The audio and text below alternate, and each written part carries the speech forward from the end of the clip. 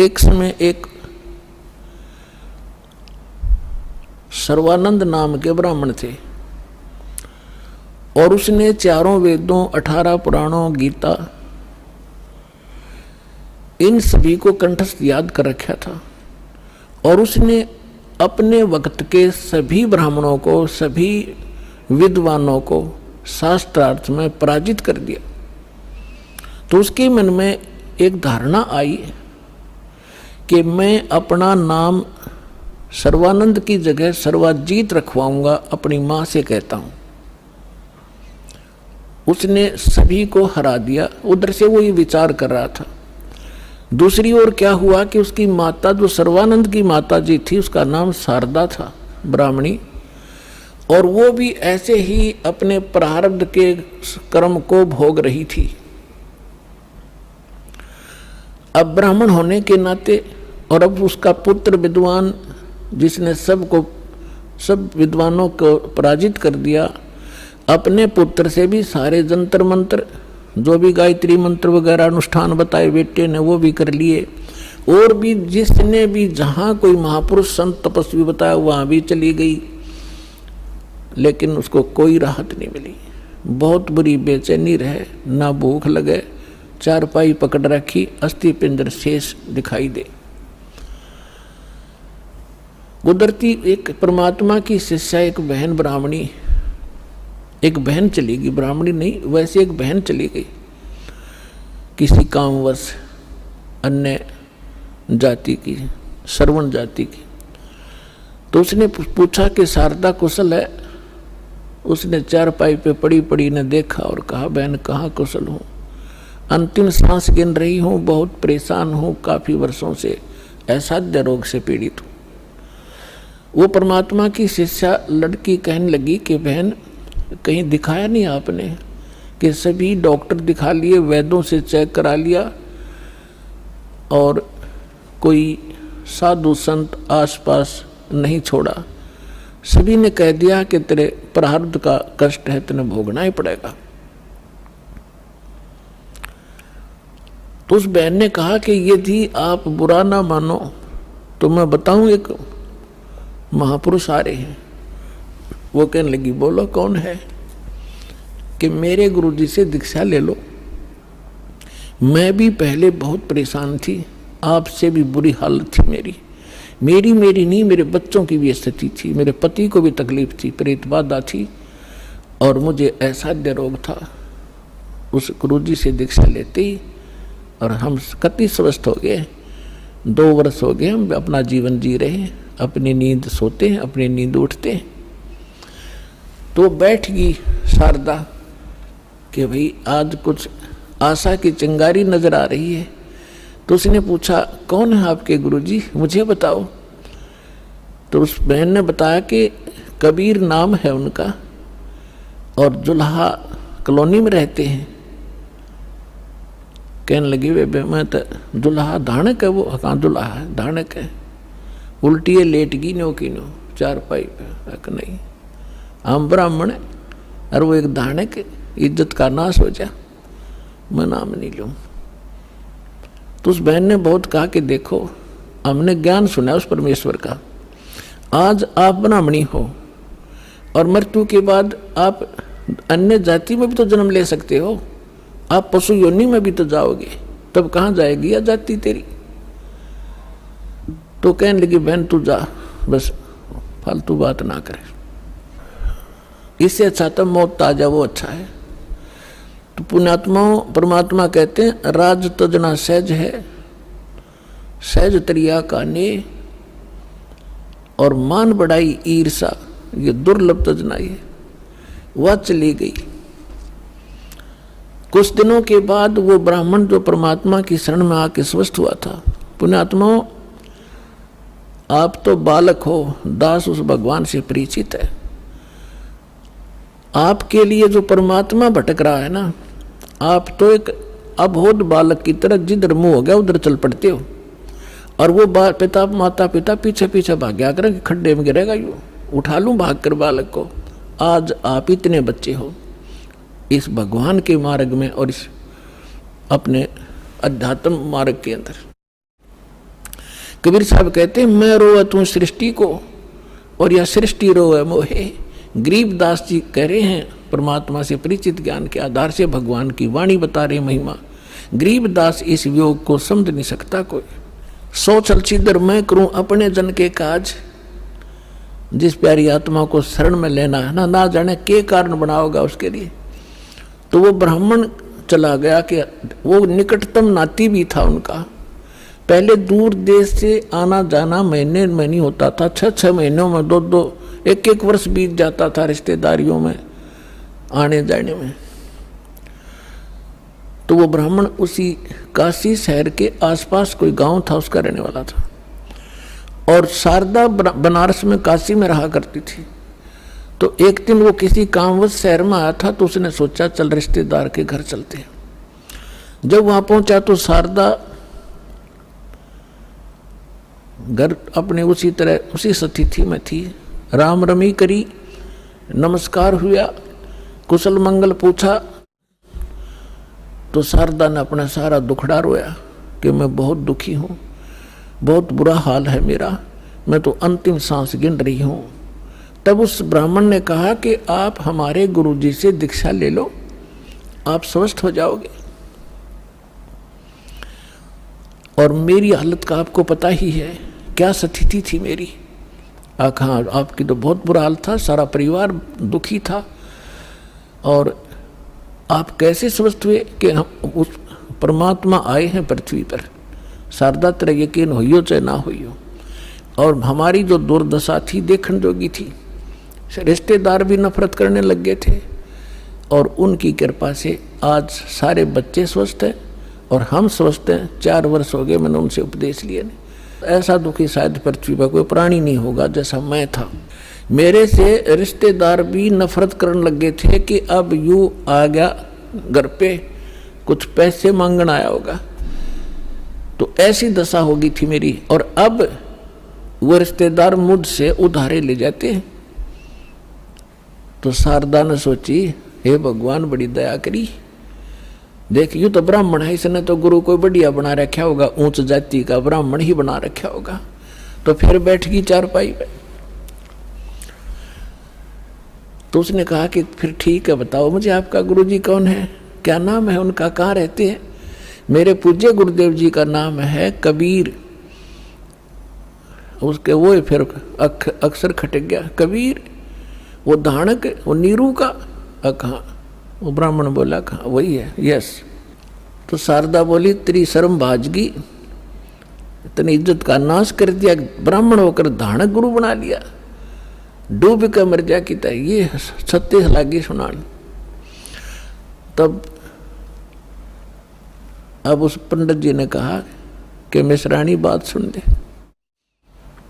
यह शिक्षा मेरे देने की जरूरत नहीं, मैंने देख लिया ये ब्राह्मण जब कित गए थे, जब मेरी दुर्गति हो रही थी, चोने भी ना दे थे, अंतिम सांस गिनू था, बुरा हाल हो रहा था। और ठीक है, तेरा ना समझ में आती तो गुरु जी के बारे में फालतू मत बोलिए, उठ कर चल पड़े।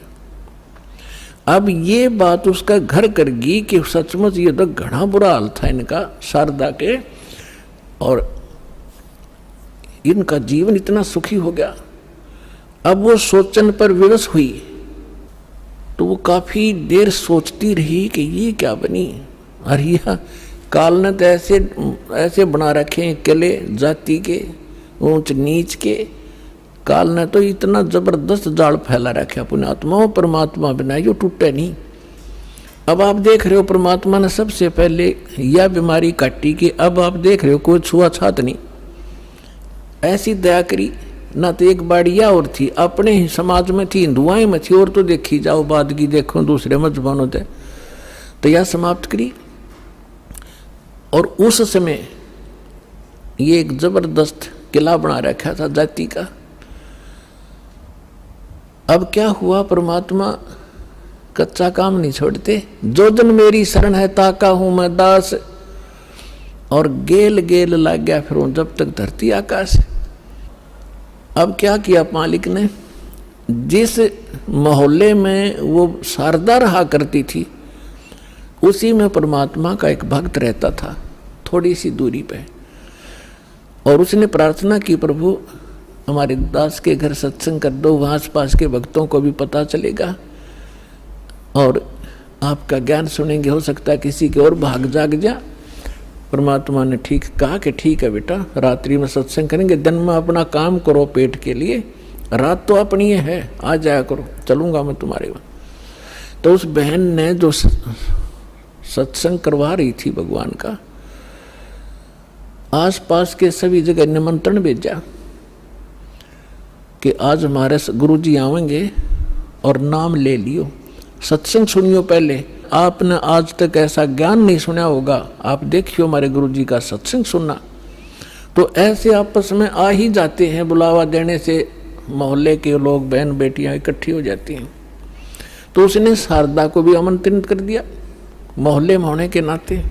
तो शारदा ने पूछा आपके गुरुजी कौन हैं? कि मेरे गुरुजी हैं कबीर साहब, भगवान कबीर।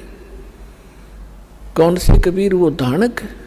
वो शारदा ने कहा कि हाँ वो धानक। आप कुछ भी कहो, वो परमात्मा है। अब शारदा ने के स्कीम बनाई कि भी ऐसे जाऊंगी तो बात बिगड़ेगी, लोग हंसी करेंगे। एक ब्राह्मणी होकर दानक से दीक्षा लेने चल पड़ी और उधर से दुख का पहाड़ टूट रहा। तो उसने अपने ही मन में एक ऐसा विचार किया कि मैं जाऊंगी जरूर, सुना है का आशीर्वाद लेने मात्र से सुख भी हो जाता है।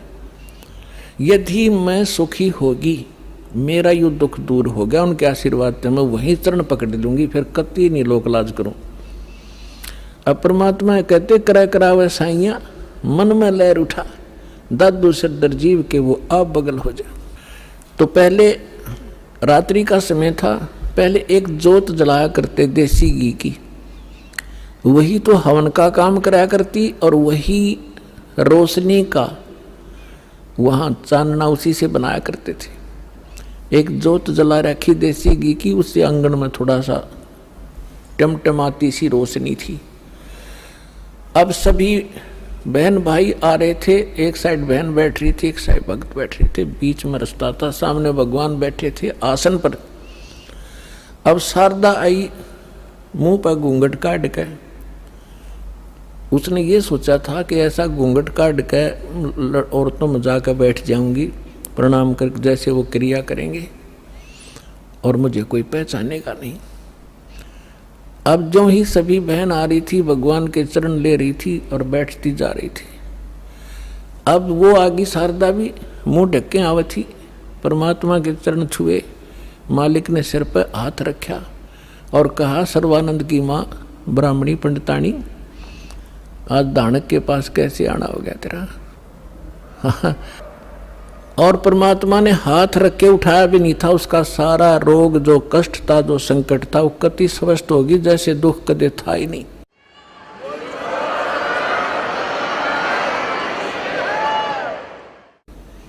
और ऊपर से परमात्मा ने कहा कि कैसे आगे सर्वानंद की माँ तू, एक दानक से क्या कहेंगे तेरे को, जो पंडित लोग जात से घेरेंगे। चरण पकड़ दिए उसी समय और फेंक दिया घूंघट उठा के, हे भगवान माफ़ करना मुझे दुष्टा को, मैं घनी नीच थी, आपके बारे में बहुत कुछ सोचा, आप तो सचमुच भगवान। खड़ी होगी सब न बतावे कि मेरा इतना दुख था, मेरा इतना कष्ट था, मैंने बहुत कुछ अच्छी मंदी भी कही है, तो भगवान पड़े हैं। फिर बैठ गई, सत्संग सुना, परमात्मा ने सृष्टि रचना सुनाई। तीन देव की जो करते भक्ति, उनकी कदे ना होवे मुक्ति। गुण तीनों की भक्ति में ये भूल पड़ो संसार, कह कबीर निज नाम बिना कैसे उतरो पार। अब शारदा को जितना ज्ञान था राम और कृष्ण, विष्णु और शंकर का, ब्रह्मा जी को तो हम भक्ति करते ही नहीं थे, श्री विष्णु जी और भगवान शंकर की तो हम खूब भक्ति कराया करते। अब सारी सृष्टि रचना सुनाई और ऐसा दुख टल गया उस समय, तो सारी स्वीकार करे थी ना, तो अग्रम मग्रम भी करे, वो थोड़े बहुत हुआ।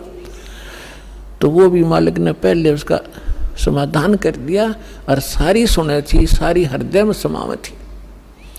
लगातार उसने आसपास जहाँ भी सत्संग परमात्मा का होता था वह सारे जान लागी और उसको काफी ज्ञान हो गया। एक दिन क्या हुआ, उसका लड़का जो सर्वानंद था उसने अपनी माँ से कहा कि माँ, मैंने इस आसपास के सभी विद्वानों को शास्त्रार्थ में पराजित कर दिया है, अब मैं चाहता हूं कि मेरा नाम सर्वानंद से बदलकर आप सर्वाजीत रख दो। तो माँ ने कहा कि बेटा अच्छी बात है, तेने विद्वानों को जीत लिया, बड़ी अच्छी बात है, लेकिन सर्वानंद भी तो अच्छा नाम है, इसमें क्या दिक्कत है। तो उसने कहा माता जी ऐसा है ना, अब सबको अपने आप पता लग जाएगा कि इसने सबको पराजित कर दिया, सब पर विजय प्राप्त कर लिया, इसलिए मैं अपना नाम सर्वजीत रखवाना चाहता हूं। उसकी माँ बोली बेटा ठीक है, नाम तेरा बदल दूंगी, लेकिन एक विद्वान और है, उसने पराजित और कर दे। तो वो कहने लगा बताओ बताओ कौन है। कि मेरे गुरुजी हैं और कबीर नाम है उनका और जुलाहे की कॉलोनी में रहते हैं। कहने लगे वो अच्छा, फिर अकमाता आपने बड़ा विद्वान खोजा, उसको संस्कृत भी ना आती, वो क्या जाने सदग्रंथों के बारे में। और उसकी माँ बोली बेटा देख ले, यदि मेरे से इतना नाम बदलवाना है तो उस विद्वान को इतना पराजित करना पड़ेगा, और ऐसे नहीं मानूंगी, उससे लिखवा के लाना और उनका अंगूठा लुआ के लाना, एक दो गवाह भी हों साथ में। अब सर्वानंद तो चल पड़ा, माँ का आदेश पाते ही चलता हूं। अब जून का महीना, उत्तर प्रदेश, खड़ी धूप पड़े, उधर से परमात्मा कबीर जी की एक मुंह बोली बेटी थी कमाली, वो एक मृतक जीवित की थी किसी शर्त पे, किसी कारण से, किसी सर्कमस्टांस के से। और वो लड़की फिर अपने पिता को छोड़कर परमेश्वर के साथ, अपने वास्तविक पिता के साथ रहा करती थी, युवा हो गई थी। तो वो लड़की दोपहर के समय कुएं पर जल लेने गई हुई थी बटका भरण खातिर।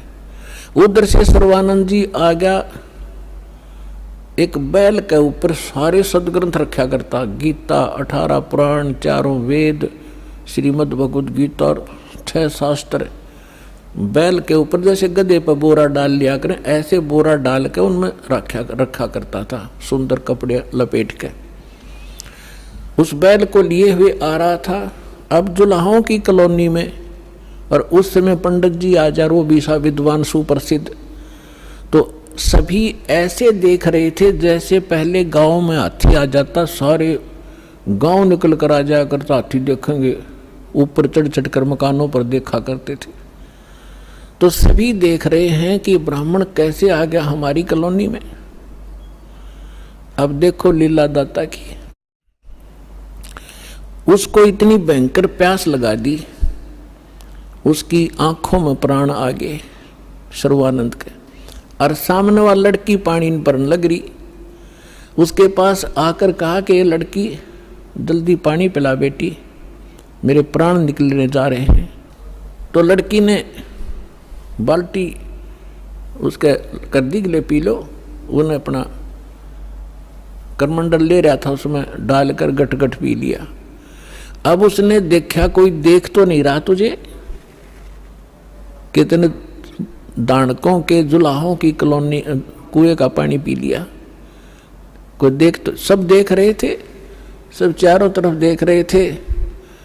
तो उसने अपनी इज्जत बचाने के लिए लड़की को डांटा कि लड़की ये किस जाति का कुआं है। तो लड़की ने कहा जी दानकों की कॉलोनी में तो दानकों का कुआं हुआ कर, ब्राह्मणों का नहीं हो सकता। ये तूने पहले क्यों नहीं बताया मुझे? पंडित जी पानी पी कर जात नहीं पूछा करते, तू पहले पूछता। जब तक तेरे पसीने आ रहे थे तेरी जान जाने वाली थी, अब तुझे जाति दिखाई देती है। मर जाता 2 मिनट तुझे पानी नहीं मिलता तो फिर कहता है बेटी छोड़ इन बातों को, यहाँ कबीर कहाँ रहता है? तो लड़की ने कहा कि कबीर का घर शिखर में सतलोक में रहता हो। झांस ले ली गैल और पाँव न टेके पपील के, तो पंडित लादरा बैल। लड़के ने कहा कि तुझे कबीर चाहिए। वो कबीर सतलोक में रहता है, गगन में, और जहां तक चिट्टी का पैर नहीं टेक सकता, तू इन पोथियों से जाएगा वहां कबीर से मिलने। तो कहने लगा, ए लड़की, गणी ना बोला है, यूँ बता यहाँ कहाँ रहता है इस कॉलोनी में। वो लड़की बोली, आ जाओ मेरे पीछे पीछे, मैं उन्हीं की बेटी हूँ। अब लड़की मटका उठा के चल पड़ी, सर्वानंद बैल आके पीछे पीछे। लड़की थोड़ी आगे चली गई और जाकर कहा, पिताजी एक ब्राह्मण आवा है, सारे पोथे लिए, आपको पूछ रहा है, आपके साथ अवश्य कोई वाद विवाद करेगा। परमात्मा ने कहा, बेटा कोई बात नहीं, ज्ञान की चर्चा तो होनी चाहिए, अच्छी बात है, उसको बुला लो अंदर। वह लड़की बाहर आई और कहा, सर्व आओ जी, आ जाओ, पिताजी अंदर हैं, आ जाओ। तो सर्वानंद बाहर खड़ा हो गया और कहा, ले लड़की, पानी का मेरा लोटा भर दे। बाहर खड़ा खड़ा लड़की ने पानी का लोटा भर दिया और कहा, इस लोटे को जाके कबीर को दे दे और इसका क्या उत्तर दे फिर मुझे बताना बाहर आकर के। अब लड़की उस लेकर उस लोटे को भरे हुए को और धीरे धीरे परमात्मा के पास गई और कहा, पिताजी एक वो ब्राह्मण युग ने ऐसे ऐसे कहा है कि ये लोटा दिया है, कहा कि इसका उत्तर दें, वो मुझे बताना इस जल को। और इतना भर दिया कि वो पानी लबालब भरा हुआ था उस लोटे के ऊपर तक, उसमें जरा सा भी पानी डाल दे तो बाहर जावे, इतना फुल भर के दे दी। परमात्मा बोला, ठीक से बेटी। परमेश्वर ने एक बड़ी सुई थी, वह सुई उठा के लोहे की और उस लोटे में डाल दी, कुछ पानी बाहर निकल गया और कहा, जा सर्वानंद को दे दे बेटा। वह लड़की वापस आई धीरे धीरे, अकलो पंडित जी। सर्वानंद ने पूछा, क्या उत्तर दिया तेरे पिता ने? कि बोले कुछ नहीं, इसमें एक सुई डाल दी और आप पूछ लो इन्होंने क्या क्या मतलब है इसका। तो अंदर आया सर्वानंद। सर्वानंद ने पूछा कि कबीर, आपने मेरे प्रश्न का क्या उत्तर दिया? परमेश्वर ने पूछा, आपका प्रश्न क्या था? मेरा प्रश्न ये था, ये संकेत था, इस पानी के लोटे को फुल भर के आपके पास इसलिए भेजा था कि मैं ज्ञान से परिपूर्ण हूँ और मैंने सभी आसपास के विद्वानों को पराजित कर दिया है। मैंने अपनी माँ से सर्वाजीत नाम रखवाना है और उसने ये शर्त रखी है कि मैं आपसे शास्त्रार्थ करूं और आपको विजय पाऊं आपसे, तब वो मेरा नाम रखेगी। मैंने आपको ये संकेत दिया है कि मैं ज्ञान से ऐसे फुल हूं जैसे लोटा फुल था। यदि मुझे कोई ज्ञान शिक्षा देगा तो मेरे अंदर समाएगा नहीं, वो इस लोटे में अगर कोई और जल डालेगा वो बाहर ही जाएगा, इसमें जगह नहीं। अब आप बताओ आपका क्या उत्तर था? परमात्मा बोले, मैंने इसमें एक लोहे की सुई डाली है। मेरा ये संकेत है कि मेरा ऐसा भारी ज्ञान है, ऐसा गुरु ज्ञान है कि जैसे मेरी सुई तेरी लोटे की तली में जाकर टिकगी और तेरा पानी बाहर निकल गया, ये मेरा ज्ञान ऐसा तेरे थोथे ज्ञान में बाहर फेंक देगा, ठाकर तेरे हृदय में समा जाएगा।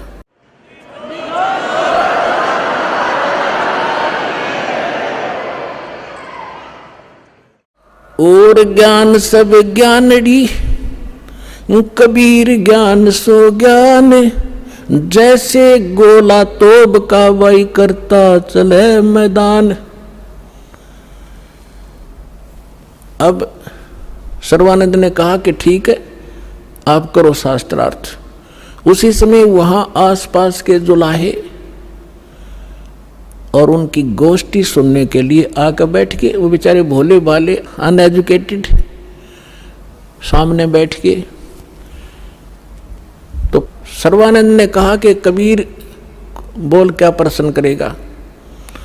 परमेश्वर ने कहा कि कौन ब्रह्मा का पिता है, कौन विष्णु की माँ, शंकर का दादा कौन है, पंडित जी दियो बता। ब्रह्मा विष्णु महेश के माता पिता कौन है, इनका दादा कौन है। अब सर्वानंद की बुद्धि तो वहीं टिकी हुई थी, ये सर्वेश्वर है, महेश्वर है, इनके कोई माता पिता नहीं है। आप ऐसे ही कह रहे हो, इनके कोई माता पिता नहीं। अब परमेश्वर ने कहा कि आप देवी भागवत तीसरा स्कंद निकालो, और उसमें ये स्वयं स्वीकार करते हैं।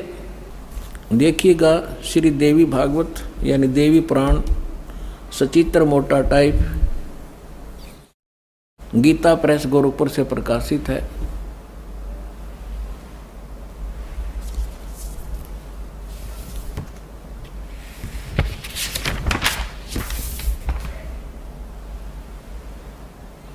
संपादक है हनुमान प्रसाद पोदार, चिमनलाल गोस्वामी।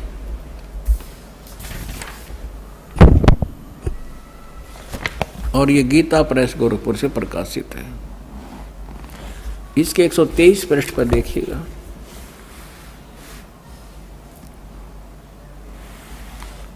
तीसरा स्कंद। विष्णु भगवान विष्णु जी अपनी माता दुर्गा की स्तुति करते हुए कहते हैं, तुम शुद्ध स्वरूपा हो, ये सारा संसार तुम इसे उद्भासित हो रहा है। मैं ब्रह्मा और शंकर हम सभी तुम्हारी कृपा से विद्यमान हैं।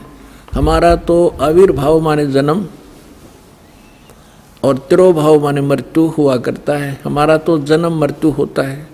केवल तुम ही नित्य हो, जगत जननी हो, प्रकृति और सनातनी देवी हो।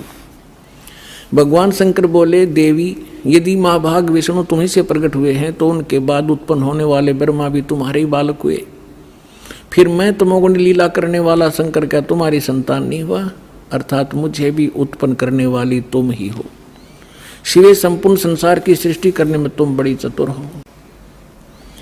इस संसार की सृष्टि, स्थिति और संहार में तुम्हारे गुण सदा समर्थ हैं। उन्हीं तीनों गुणों से उत्पन्न हम ब्रह्मा विष्णु एवं शंकर नियमानुसार कार्य में तत्पर रहते हैं। अब पंडित जी तो साथ ले रहा था, सारे पोथे निकाल कर देख लिया, पढ़ भी लिया। उसको मालूम था कि सामने जो श्रोता है ये सब अशिक्षित, और कह दिया कि झूठ बोलता है, इसमें कुछ नहीं है। परमेश्वर ने कहा कि रुद्र संहिता के अंदर देखिएगा, ब्रह्मा विष्णु और शिव जी की उत्पत्ति दिखाते हैं आपको, आप देखिएगा। तो उसने देखा जो मालिक ने बताया। अब आप देखिए पुण्यात्मा, क्यों अभी तक ये सारा वर्बली बकवाद चल रही थी। अब दास ने जब इस मिशन को स्टार्ट किया तो आम भक्त हमारे भक्तों से कहता था, वो कैसा टीचर है, पुस्तक पढ़ पढ़ के सुनाता है, अपना अनुभव बताना चाहिए। अरे वेदों से, गीता से, इन सदग्रंथों से अलग जो अनुभव अपना बताता है वो शास्त्र विरुद्ध है, वो बिल्कुल यूजलेस है। ये हमारा सिलेबस है। हम सिलेबस तो बाद में देखा दास को, न तो उस मूल ज्ञान से जो परमात्मा का ज्ञान था उसके आधार से भक्ति शुरू की थी। इन सदग्रंथों को बाद में देखा है, ये यूं का यूं मिला। तो आपको दृढ़ करने के लिए और आपको सच्चाई से परिचित कराने के लिए ये सदग्रंथ दिखा रहा हूं। मुझे नहीं जरूरत थी इनकी। जैसे एक अंधा था, अंधेरे में लालटेन लिए जा रहा था, आगे से बच्चे आ रहे थे उछल कूद करते हुए। उसने कहा, बच्चों देखना देखना बच्चों, मैं अंधा हूं, बेटा ध्यान से चलना, मैं अंधा हूं, देखना, मुझसे ना टकराना। अब बच्चों ने आकर देखा कि आदमी अंधा बतावे और लालटेन हाथ में ले रहा, टॉर्च या लालटेन लैंप। उन्होंने चारों तरफ से घेर के कहा, बाबा सचमुच आप अंधे हो? कहाँ बेटा अंधा हूं मैं। फिर लालटेन किस लिए ले रखी है? कि तुम आंखों वालों के लिए, कहीं मेरे से टकरा कर वो डेग दे ना तोड़ दो, आपके लिए है, ताकि इस रोशनी में तुम्हें पता लग जाए कोई बूढ़ा व्यक्ति आ रहा है, साइड से निकल जाओ, मुझसे टकराओ नहीं, मैं अपने इसलिए आपके लिए लिए हुए हूँ। तो दास तो इस ज्ञान को पहले सुना रहा था। सन 1994 से लेकर सन 2000 तक वर्बली जो मालिक ने ज्ञान दिया था यही सुना रहा था। ये ब्रह्मा विष्णु महेश नासवान है, इनकी जन्म मृत्यु होती है। ये इष्ट रूप में पूज्य नहीं है, लेकिन अनादरणीय नहीं है। लेकिन दास के सामने ये समस्या थी कि इस बात को, दास की वर्बली इस कहानी को कोई नहीं सुनेगा हिंदू, और विरोध खूब होगा। तो अर्ज करी थी दाता ने कि आपका ज्ञान सत्य है दाता, कभी गलत नहीं हो सकता। यदि इन सदग्रंथों में मिल जावे, वेद गीता और पुराणों में, तो आपके बच्चे आपको पहचानने में देर नहीं लाओगे। ऐसी प्रेरणा की परमात्मा ने 2001 में गीता उठा के देखी, जो का तू ज्ञान पाया। क्योंकि परमात्मा ने कहा था अपनी वाणी में कि वेद मेरा भेद है, मैं ना मिलूं वेदन के माही, पर जौन वेद से मैं मिलूं वो वेद जानते नहीं। तो इसके आधार से जब सब सदग्रंथ देखे तो जो का तो ज्ञान मिला। ओए होए, तीन देव की जो करते भक्ति, उनकी कदे ना होवे मुक्ति। और परमात्मा कहा करते, धर्मदास ये जग बौराना, कोई न जाने पद निर्वाणा। यही कारण मैं कथा पसारा, जग से कोई ये एक राम नियारा। अब मैं तुमसे कहूँ चताई, तेरे देवन की उत्पत्ति भाई। माँ अष्टंगी पिता निरंजन, ये जमदारुण वंशन अंजन। तीन पुत्र अष्टंगी जाए, ब्रह्मा विष्णु शिव नाम धराए। 600 वर्ष पहले भगवान उस सुख संवेद में ये अमृत ज्ञान बता गए थे, लेकिन उस समय इतना विरोध किया था इन नकली संतों मंडलेश्वरों ने, परमात्मा के साथ कहर तो ले थे। वो सारी लीला धीरे धीरे सुनाएंगे आपको। आज वही ज्ञान हमारे पुराण बता रहे हैं कि ब्रह्मा विष्णु महेश के माता पिता हैं, दुर्गा इनकी माता है, ये ज्योत स्वरूपी निरंजन ये काल इनका पिता है। और ये भगवान 600 वर्ष पहले बताया करते, क्योंकि वो तो दादा है इनके। दादा तो बाप की भी डेट ऑफ बर्थ बता और पोत्या की भी बता दे, तो पहले बता कर जा रहे थे। अरे नकलियान हमारे तक सारा अज्ञान भर रखा था। अब देखिएगा शिवपुराण, ये संक्षिप्त शिवपुराण सचित्र मोटा टाइप केवल हिंदी, गीता प्रेस गोरखपुर से प्रकाशित है। इसके संपादक कौन है?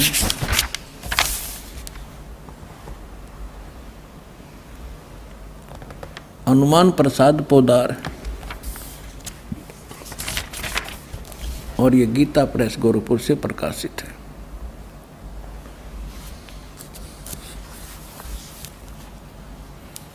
ये देखिएगा, ये है रुद्र संहिता, और यहाँ अध्याय नंबर 5 हम यहाँ पर पढ़ेंगे थोड़ा सा। अपने पुत्र नारद की यह बात सुनकर लोक पितामह ब्रह्मा वहाँ इस प्रकार बोले। हमने 98 से प्रारंभ किया है, 98 से 98 से। अब हम 99 पर पढ़ देंगे, 99 पर। ब्रह्मा जी ने, नारद जी ने ब्रह्मा जी से पूछा था। ब्रह्मा जी कहने लगे, ब्रह्मा जी ने कहा, ब्रह्मन देव शिरोमणे, तुम सदा समस्त जगत के उपकार में लगे रहते हो। तुमने लोगों के हित की कामना से बहुत उत्तम बात पूछी है। जिस समय समस्त चराचर जगत नष्ट हो गया था, सर्वत्र केवल अंधकार ही अंधकार था, न सूर्य दिखाई देता था न चंद्रमा, अन्य ग्रहों का भी और नक्षत्रों का भी पता नहीं था। उस समय तत् सत ब्रह्म, इस श्रुति में जो सत सुना जाता है एकमात्र वही शेष था। अब हम 100 पृष्ठ पर आगे अपने काम की बात पढ़ेंगे। शिव महापुराण रुद्र संहिता हम पढ़ रहे हैं। जिस परब्रह्म के विषय में ज्ञान और अज्ञान से पूर्ण, यानी कुछ साची कुछ झूठी उक्तियों द्वारा इस प्रकार विकल्प किए जाते हैं, उसने कुछ काल के बाद सृष्टि का समय आने पर द्वितीय की इच्छा प्रकट की। उसके भीतर एक से अनेक होने का संकल्प उदित हुआ। तब उस निराकार परमात्मा ने अपनी लीला शक्ति से अपने लिए मूर्ति यानी आकार की कल्पना की। वो क्या बना? मूर्ति रहित परम ब्रह्म। जो मूर्ति रहित परम ब्रह्म है उसकी मूर्ति ये भगवान सदाशिव हैं। अर्वाचीन और प्राचीन विद्वान इन्हीं को ईश्वर कहते हैं। अपने आत्माओं, ये कौन है? सदाशिव ये काल है, और ये इसने प्रतिज्ञा कर रखी है कि मैं कभी किसी के सामने अपने काल रूप में, ओरिजिनल रूप में नहीं आऊँगा। जो श्री कृष्ण के अंदर से निकलकर इसने अर्जुन को दिखाया था भयंकर रूप, वो है इसका असली रूप। तो ये क्या करता है, अपने पुत्र किसी को ब्रह्मा के रूप में दर्शन देता है, किसी को शिव के रूप में, किसी को विष्णु के रूप में। तो यहाँ ये काल के विषय में ब्रह्मा जानकार नहीं है। ये कौन है, कहते वो निराकार था, फिर साकार बन गया सदाशिव। अब देखो सदाशिव कौन है, भगवान सदाशिव हैं वो मूर्ति। अर्वाचीन और प्राचीन विद्वान उन्हीं को ईश्वर कहते हैं। उस समय एकाकी रहकर स्वेच्छानुसार विहार करने वाले उस सदाशिव ने अपने विग्रह माने शरीर से स्वयं ही एक स्वरूप भूता शक्ति यानी दुर्गा की सृष्टि की, एक स्त्री की सृष्टि की, जो उनके अपने श्रेयंग से कभी अलग होने वाली नहीं थी। उस पराशक्ति को प्रधान प्रकृति गुणवती माया बुद्धि तत्वों की जननी तथा विकार रहित बताया गया है। वह शक्ति अंबिका कही गई है। अब ये क्या कह रहा है ब्रह्मा जी पुण्यात्माओं, अब देखो कमाल की बात है। देवी पुराण के अंदर तीसरे स्कंद में ब्रह्मा जी अपने पुत्र नारद को बताता है कि बेटा, मैं जब उत्पन्न हुआ मैं कमल के फूल पर बैठा था और युवा मेरा शरीर था। मुझे नहीं मालूम मैं किसने उत्पन्न कर दिया, मेरा उत्पत्ति करता कौन है, मैं कुछ नहीं जानता। अब यूँ बताओ है उस अपने बाप की उत्पत्ति वो क्यों कर बना। तो ये आप पे कह रहा है कुछ सच्ची कुछ झूठी।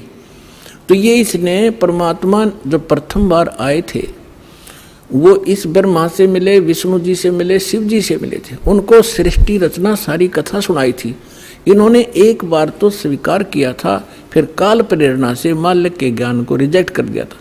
अब वो सुना हुआ ज्ञान यहाँ कुछ अटकलबाजी कर रहा है। ये परमात्मा ने तो ये बता रखा है कि इस काल ने दुर्गा को खा लिया था, बुरी नीयत वो उसके पेट में चली गई थी, फिर वो परमेश्वर ने आकर निकाल ली थी, तब ये दोनों पति पत्नी रूप में रहने लगे थे।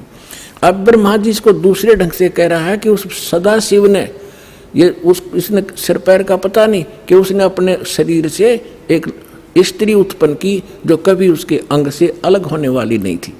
अब ये देखिए, उस समय एकाकी रहकर स्वेच्छानुसार विहार करने वाले सदाशिव ने अपने विग्रह से स्वयं ही एक स्वरूप भूता शक्ति की सृष्टि की जो उनके अपने श्रेयंग से कभी अलग होने वाली नहीं थी। वो कौन है? उस पराशक्ति को प्रधान भी कहते हैं। ये प्रधान शब्द राखियो याद, प्रकृति भी याद रखना। ये प्रधान और प्रकृति शब्द आपके श्रीमद् भगवद गीता के अंदर दास सिद्ध करेगा कि दुर्गा और काल के संयोग से ब्रह्मा विष्णु महेश की उत्पत्ति हुई। वहाँ युद्ध प्रधान और प्रकृति शब्द है। तो ये समझना कौन है ये प्रधान। ये कह रहे हैं उसी को प्रधान प्रकृति गुणवती माया बुद्धि जनों तत्वों की जननी तथा विकार रहित बताएगा। वह शक्ति अंबिका कही गई है।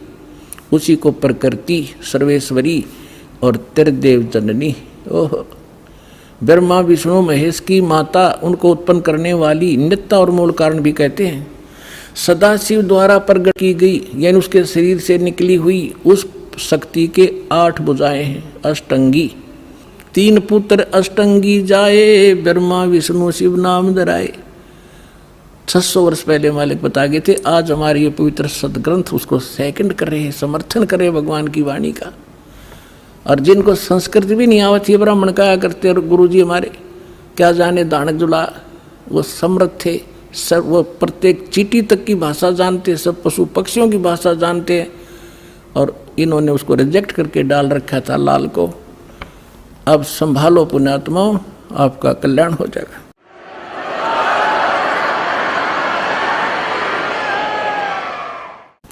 नाना प्रकार के आभूषण उसके श्री अंगों की शोभा बढ़ाते हैं। वह देवी नाना प्रकार की गतियों से संपन्न है और अनेक प्रकार के अस्त्र शस्त्र धारण करती है। एकाकिनी होकर वह माया संयोग वसात अनेक हो जाती है। वे जो सदाशिव हैं उन्हें परम पुरुष ईश्वर शिव शंभु और महेश्वर कहते हैं। यहाँ देखिएगा, अब 101 पृष्ठ पर आ गए हम। रुद्र संहिता। वे अपने सारे अंगों में भस्म रमाए रहते हैं उन काल रूपी ब्रह्म ने। इसको काल कहो, ब्रह्म कहो, सदाशिव कहो। उन काल रूपी ब्रह्म ने एक ही समय शक्ति के नाथ नहीं शक्ति के साथ शिवलोक नामक क्षेत्र का निर्माण किया था। उस उत्तम क्षेत्र को काशी कहते हैं। वह परम निर्वाण व मोक्ष स्थान है जो सबके ऊपर विराजमान है। वे प्रिय और प्रियतम, वो पति पत्नी रूप में शक्ति और शिव, दुर्गा और काल जो परमानंद स्वरूप है, उस मनोरम क्षेत्र में नित्य निवास करते हैं। शिव और शिवा ने, काल और दुर्गा ने प्रलय काल में भी उस क्षेत्र को अपने सानिध्य से मुक्त नहीं किया।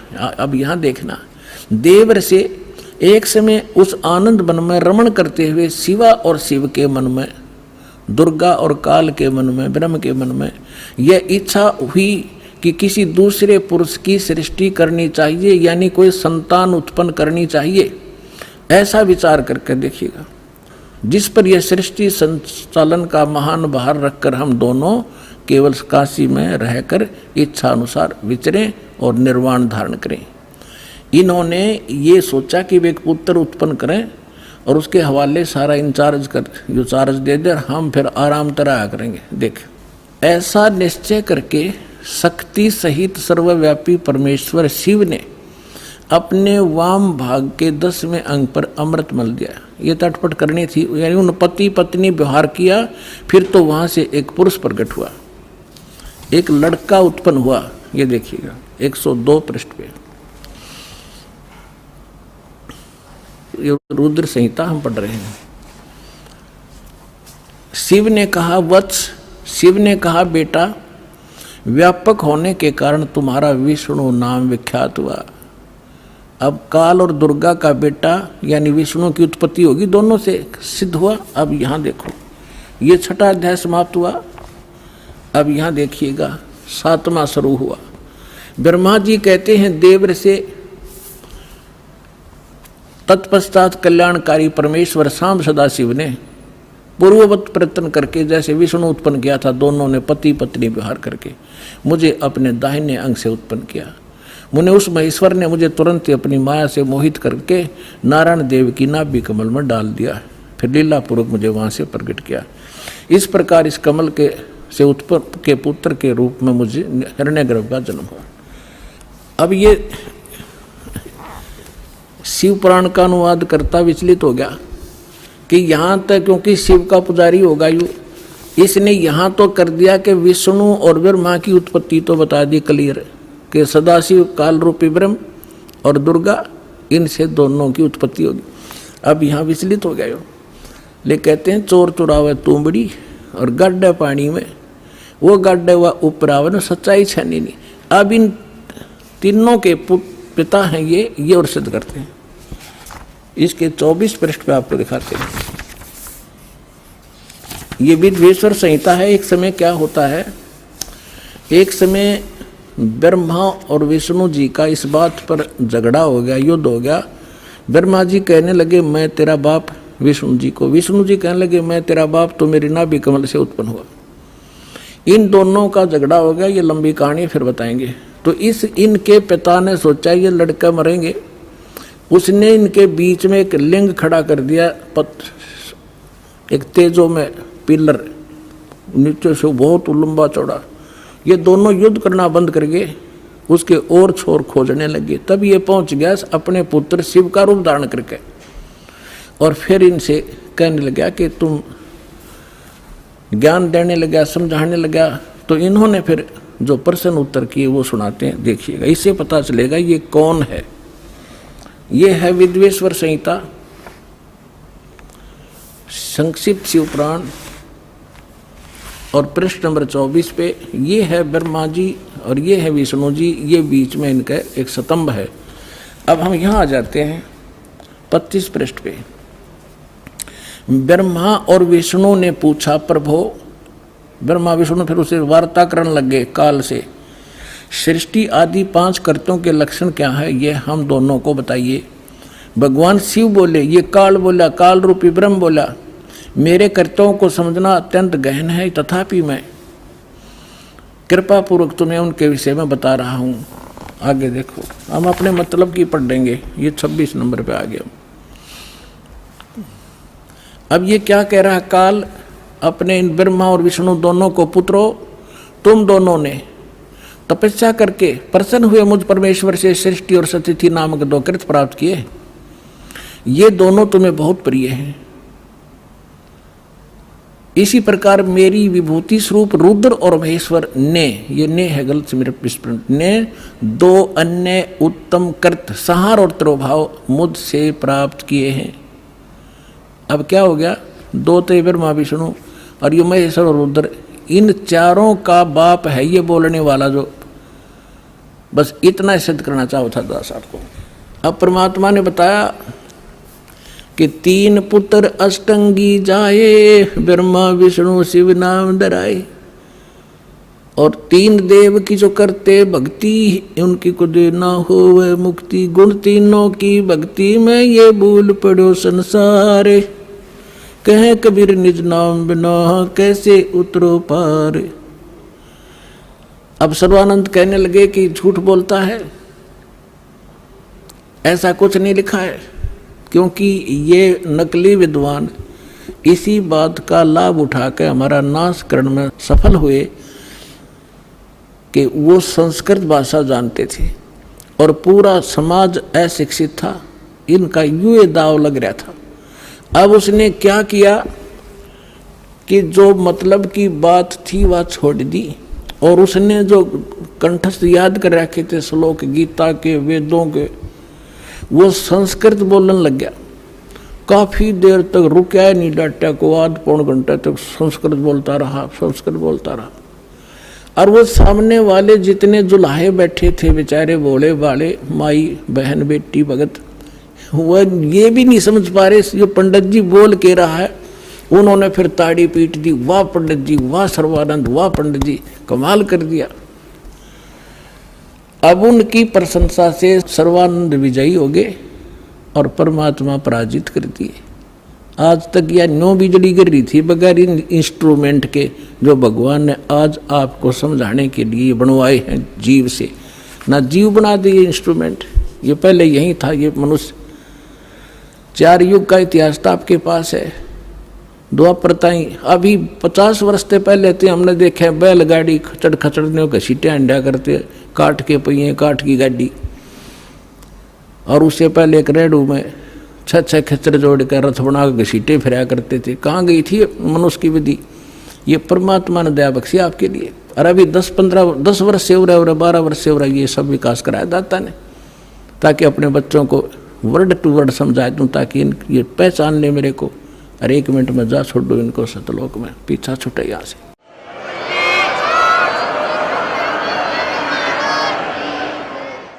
अब सर्वानंद फूल गया, अगवन की बात। उनको तो सिर्फ हार जीत चाहिए थी, भक्ति ना भगवान। तो परमात्मा बोले भाई ठीक है सर्वानंद, आप जीत गए, मैं हार गया, अब ठीक है जा तू अपने घर ने। कहने लगा से नहीं जाऊंगा, मेरी माँ ने कहा है कि लिख कर दे तू। परमात्मा बोले मैं तो अशिक्षित हूँ, तू लिख ले, आप लिख लो, मैं अंगूठा ला दूंगा। हाँ ठीक है। उसने लिख लिया। शास्त्रार्थ में सर्वानंद विजयी हुए और कबीर जी पराजित हुए। परमात्मा का अंगूठा लगवा लिया और लेकर कागज ने चल पड़ा। अब वहां जाकर उसको माँ बोली रे भाई आ गया? कहाँ आ गया माँ? हो गया तुम्हारा शास्त्रार्थ? हक हो गया। 2 मिनट में हार गया। उसने जाते हार मान ली माँ मेरे से। तो उसकी माता जी ने कहा कि बेटा मैंने जो प्रार्थना की थी आपसे कुछ लिखवा के लाया तो? हाँ मैं कच्चा काम थोड़ा ही करता हूँ, ये देख। माँ बोली बेटा पढ़ के सुना। अब उसने पढ़ा। शास्त्रार्थ में सर्वानंद हार गया, कबीर साहब विजयी हो गए। उसकी माँ बोली रे तू तो हार का रहा मूर्ख, अब पढ़ने लग रहा। ओहो माता जी ऐसा है ना, मैं कई दिन से शास्त्रार्थ में लगातार रात्रि में जाग रहा था, गलती से लिखा गया मेरे से उल्ट लिखा गया। अकदा अब के ठीक लिख ले तू। वो दूसरी बार फिर पहुंचा कि कबीर जी ऐसे है, मेरे से लिखने में कोई त्रुटि रह गई है, मेरी माँ नहीं मान रही है, फिर से लिखवाना पड़ेगा। अब फिर लिख लो पंडित जी, मेरा कौन सा अंगूठा किससे है, कितनी बार लवा ले। उसने लिख लिया खूब सूझबूझ से। शास्त्रार्थ में सर्वानंद विजयी हुए, कबीर जी पराजित हुए, परमात्मा ने अंगूठा ला दिया। वो फिर जाकर कहा कि ले माता जी सुनाऊं। पहले तो उसको ही भ्रम था कि शायद मेरे से गलत लिखा गया होगा। अब सुना बेटा, शास्त्रार्थ में सर्वानंद उड़ अटक गया। अब बोल आगे बोलता क्यों ना? नहीं बोला माँ ही कभी गलत लिखा गया है तो शास्त्रार्थ में सर्वानंद हार गए, कबीर साहब विजयी हुए, उसमें फिर ये लिखा पाया। उसका फिर भ्रम रह गया कि माँ फिर लाऊं लिखवा कर, जा बेटा फिर लिखवा ला। अब तीसरी बार फिर परमात्मा बोले लिख लो, होगी होगी लगी होगी चूक आपके, कोई बात ना। उसने फिर ऐसे ही लिख लिया और परमात्मा का अंगूठा लगवा लिया। अब फिर जब उसने सोचा कि जब मैं बाहर पढ़ता हूँ तो ये ठीक पावे है और माँ के सामने जाता हूँ इसमें यह के बिजली गिरे, तो बाहर से ही आंगन से ही उस पर नज़र टिका ली। अपने घर में घुसने से पहले उस पर न्यू करता जा, कति नु डांट रहा नजर। अकमाता सुनाऊँ अक सुना, उसके सामने अक्सर पलट गए जैसे कंप्यूटर में पलट जाया करे। और न्यो का न्यो पकड़ गया, बैठ गया कलेजा पकड़ के। उसकी माँ बोली रे बोलता क्यों ना, तेरी बोलती क्यों बंद होगी विद्वान, बोल क्या लिख रखा है इसमें। वह कागज हाथ तो छूट गया उसके। उसकी माँ बोली बेटा भगवान आए हैं, तेरी बुद्धि भ्रष्ट हो रही है, ये 4 अक्षर सीख के और तू विद्वान पाक रहा है। जो ज्ञान उस परमात्मा का है तेरे पास तक कख भी नहीं बेटा, मैं तेरी भी कथा सुन रखी है, बहुत दिन हो गए। अब अपनी माँ के चरणों में पड़कर रोने लग गया। नो बोला माँ मैं तो घना नीच हूँ, सचमुच जो वो बोल रहे थे सारी लिखी है पुराणों में, जो वो बतावे थे, और मैंने अहंकार वश कति नहीं मानी।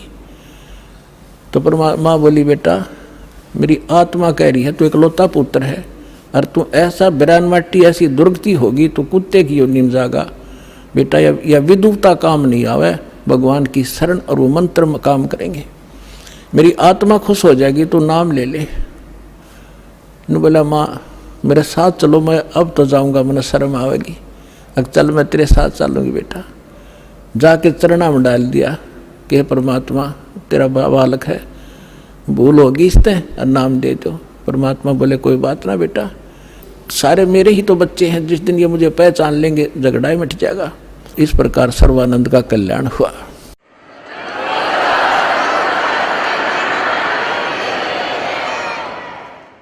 तो पुण्यात्माओं अब क्या समस्या आई? अब सर्वानंद विद्वान सब जाने बड़ा महापुरुष और सब वेदों का ज्ञाता सब बना रखे उसने। अब वो समझावे औरों को कि भाई वास्तविकता ये नहीं है, ये है जो परमात्मा ने ज्ञान सुनाया था। अब सर्वानंद की कोई नहीं माने, क्यों काल ने तुम्हारा जाल फैला रखा और उसको जात तय घेर दिया ब्राह्मणा ने, पंडित होकर दानक का चेला हो गया। ज्ञान तो स्वीकार करना दूर रहा, उसका इतना विरोध कर दिया, लेकिन वो भगवान को पहचान चुका था। उसने समझ में आ गई थी कि जात तय कहते कुछ भी डाल दो, मेरा तो दाव लग गया। तो दोनों माँ बेटा ने भक्ति करी और अपना कल्याण करवाया।